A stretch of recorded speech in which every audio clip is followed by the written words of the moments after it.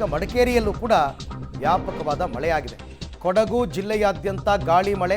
ವಿರಾಜಪೇಟೆ ಪಟ್ಟಣದಲ್ಲಿ ಮನೆ ಮೇಲೆ ಮರ ಬಿದ್ದಿದೆ. ನಾ ಹೇಳ್ತಾ ಇದ್ದೆ, ಇದು 3ನೇ ಕೇಸ್ ಇವತ್ತು ನಾವು ಹೇಳ್ತಾ ಇರೋದು. ಮನೆಯ ಒಂದು ಭಾಗ ಸಂಪೂರ್ಣ ಹಾನಿಗೀಡಾಗಿದೆ ಮರ ಬಿದ್ದಿರೋದ್ರಿಂದ. ಮನೆಯಲ್ಲಿದ್ದ ಕುಟುಂಬಸ್ಥರು ಸ್ವಲ್ಪದರಲ್ಲೇ ಬಚಾವಾಗಿದ್ದಾರೆ. ಎಲ್ಲ ಶಿಥಿಲಾವಸ್ಥೆಯ ಮನೆಗಳು ಅಂತ ಅನ್ಸುತ್ತೆ. ಮರ ಬಿದ್ದ ಎಲ್ಲಿ ಉಳಿಯುತ್ತವೆಲ್ಲ? ದೊಡ್ಡ ದೊಡ್ಡ ಬಿಲ್ಡಿಂಗ್ಗಳೇ ಉಳಿಯಲ್ಲ. ವಿರಾಜಪೇಟೆ ಪಟ್ಟಣದಲ್ಲಿ ಮನೆ ಮೇಲೆ ಮರ ಬಿದ್ದಿದೆ. ಒಂದು ಭಾಗಶಃ ಕುಸಿತವಾಗಿದೆ. ಬಟ್ ಮನೆಯಲ್ಲಿದ್ದವರು ನೋಡಿ, ಅದು ಹೆಂಚಿನ ಮನೆ. ಅದು ಆ ಹೆಂಚಿನ ಮನೆ ಮೇಲೆ ಮರ ಬಿದ್ದಿದೆ. ಆಮೇಲೆ ನಿಮಗೆ ಗೋಡೆಗಳು ಅಷ್ಟೇ, ಅವೆಲ್ಲ ಏನು ಇಟ್ಟಿಗೆನಲ್ಲಿ ಕಟ್ಟಿರೋ ಗೋಡೆಗಳಲ್ಲ, ಮಣ್ಣಲ್ಲಿ ಕಟ್ಟಿರೋ ಹಳೇ ಕಾಲದ ಮನೆಗಳಿವೆಲ್ಲ. ಹಳ್ಳಿಗಳಲ್ಲಿ ನೀವು ನೋಡೋಕ್ಕೆ ಸಿಗುತ್ತಿವೆಲ್ಲ. ಒಂದು ನಿಮಿಷ.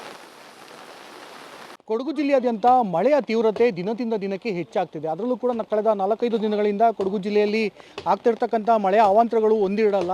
ಅದರಲ್ಲೂ ಕೂಡ ಕೊಡಗು ಜಿಲ್ಲೆ ವಿರಾಜಪೇಟೆ ತಾಲೂಕಿನ ನೆಹರು ನಗರದಲ್ಲಿ ಪಬ್ಲಿಕ್ ಟಿವಿ ಇರ್ತಕ್ಕಂಥದ್ದು ನೀವು ಇಲ್ಲಿ ನೋಡ್ಬೋದು. ಯಾಕಂದರೆ ಭಾರೀ ಪ್ರಮಾಣದ ಗಾಳಿ ಮತ್ತು ಮಳೆ ರಭಸವಾಗಿ ಬೀಳ್ತಿರ್ತಕ್ಕಂಥ ಪರಿಣಾಮವಾಗಿ ಇದೀಗ ಮನೆಯ ಮೇಲೆ ಬೃಹತ್ ಮರದ ಒಂದು ದಾರಾಶಾಹಿ ಆಗಿರ್ತಕ್ಕಂಥದ್ದು.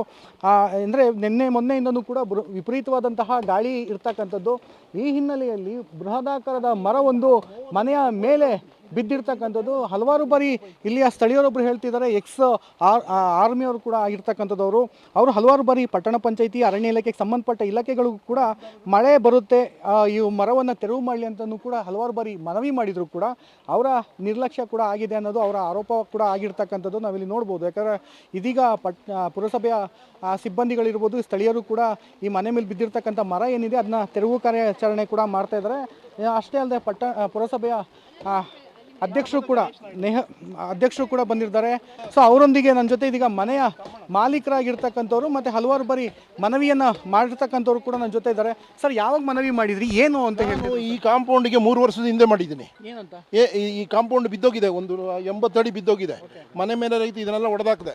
ಆಮೇಲೆ ಯಾರು ಬರಲಿಲ್ಲ, ಬಂದು ನೋಡ್ತಾರೆ, ಏನು ಆ್ಯಕ್ಷನ್ ಮಾಡಲಿಲ್ಲ. ಈಗ 6 ತಿಂಗಳ ಮೊದಲು ನಾನು ಫಾರೆಸ್ಟ್ ಆಫೀಸರ್ಗೆ, KEBಗೆ, CMCಗೆ, ಅವ್ರ ತಹಸೀಲ್ದಾರಿಗೆ ಕೊಟ್ಟಿದ್ದೀನಿ. ಇನ್ನು ಮರ ಬೀಳ್ತದೆ ಇದು ಅಂತ ಈ ಫೋಟೋ ಸಮೇತ ಕೊಟ್ಟಿದ್ದೀನಿ ಅವರಿಗೆ. CMCಯಲ್ಲಿದೆ. ಅವರು ಏನು ಆ್ಯಕ್ಷನ್ ತೊಗೊಂಡಿಲ್ಲ. ಇವತ್ತು ನಾನು ಬಂದು ನಾವು ಇರುವಂಥ ವಾಸಿಸ್ ಮನೆ ಮದ್ದೋಗಿದೆ. ಆ ಮನೆ ಕಂಪ್ಲೀಟ್ ಹೋಗಿದೆ. ಅಲ್ಲೊಂದು ಪಕ್ಕ ಚಿಕ್ಕದೊಂದು ಇದೆ ಔಟ್ ಹೌಸು, ಅದು ಹೋಗಿದೆ. ಇದು ಕಂಪ್ಲೀಟ್ ಬಿದ್ದೋಗಿದೆ. ಮನೆಯಲ್ಲಿ ಯಾರಾದರೂ ಇದ್ರ ಏನಾದ್ರು ಅನಾಹುತ? ಅಮ್ಮ ಮಗ ಇದ್ದಾರಲ್ಲಿ. ಏನು ಅನಾಹುತ? ಅವ್ರಿಗೆ ಏನಾಗಿಲ್ಲ, ಈ ಮನೆ ಎಲ್ಲ ಹೋಗಿದೆ ಕಂಪ್ಲೀಟ್. ಈಗ ನೋಡಿ, ಇದು ಬ್ರಾಡ್ ಬ್ಲಾಕ್ ಆಗಿದೆ. ನಾನು ಹೇಳಿದ್ದೀನಿ, ಜನ ಹಾನಿ ಪ್ರಾಣ ಹಾನಿ ಹಾಗೆ ಆಗ್ತದೆ. ಕರೆಂಟ್ ವೈರ್ ಇದೆ, ಎಲ್ಲ ಇದೆ. ಎಲ್ಲ ನೋಡಿ, ಇದು ಕರೆಂಟ್ ವೈರ್ ಇಲ್ಲಿಂದ ಹೋಗೋದು, ಅದು ಅದ್ರ ಮೇಲಿಂದ ಬಿದ್ದು ಮನೆಗೆ ಬಿದ್ದಿದೆ. ಅದು ಅಕಸ್ಮಾತ್ ಯಾರಾದರೂ ಹೋಗಿದ್ರೆ ಏನಾಗ್ತಿತ್ತು? ಇವರು ಎಷ್ಟು ನಿರ್ಲಕ್ಷ್ಯ ಮಾಡ್ತಿದ್ದಾರೆ ಅಂತ ತಹಸೀಲ್ದಾರ್ ಕೂಡಿ ಬಂದು ನೋಡಲಿಲ್ಲ. ತಹಸೀಲ್ದಾರ್ಗೂ ಅಪ್ಲಿಕೇಶನ್ ಕೊಟ್ಟಿದ್ದೆ. ನನ್ನ ಹತ್ರ ಎಲ್ಲ ಡಾಕ್ಯುಮೆಂಟ್ ಇದೆ.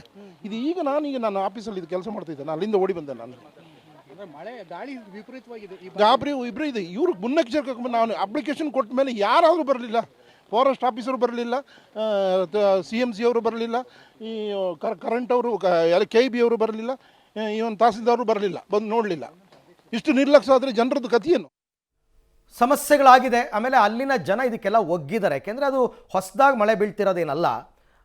ಪ್ರತಿ ಬಾರಿ ಮಳೆಗಾಲದಲ್ಲೂ ಎಲ್ಲಿ ಬರ ಬಂದರೂ ಈ ಭಾಗದಲ್ಲಂತೂ ಮಳೆ ಆಗೇ ಆಗುತ್ತೆ. ಹಾಗಾಗಿ ಅವರು ಏನು ಮಾಡೋಕ್ಕಾಗಲ್ಲ, ಅನುಭವಿಸ್ಬೇಕಷ್ಟೆ.